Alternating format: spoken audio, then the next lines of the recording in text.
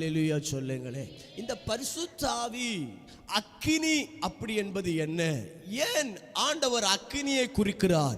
வேதத்தில் நீங்கள் வாசிக்கும் பொழுது, அப்போஸ்தல புஸ்தகம் 2ஆம் அதிகாரத்தில் வாசிக்கும் பொழுது அங்கே சொல்லப்பட்டிருக்கிற, அப்போஸ்தல புஸ்தகம் 2ஆம் அதிகாரத்தில் நீங்கள் வாசிக்கும் பொழுது, அவருடைய நாவு அக்கினி மயமாய் மாறிற்று. அவருடைய நாவு என்னது மாறிட்டாம்?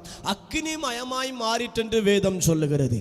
இந்த அக்கினி, இந்த தீ ஒரு மனுஷன் மேல விழுந்தா அவனுடைய சரீரம் எப்படி மாறும்? ஏசாயா தீர்க்கதரிசன புஸ்தகம் 6:5 வசனத்தை நீங்கள் வாசிக்கும் பொழுது, 6:5 நீங்கள் எடுத்து வாசிங்க பார்க்கலாம். ஐயோ அதமானேன், நான் அசுத்த உடலுள்ள மனுஷன். நல்ல கவனிக்கணும் இந்த வார்த்தையை, இந்த அக்கினியை குறித்து கொஞ்ச நேரம் நான் பேச விரும்புகிறேன். எல்லாரும் விரும்ப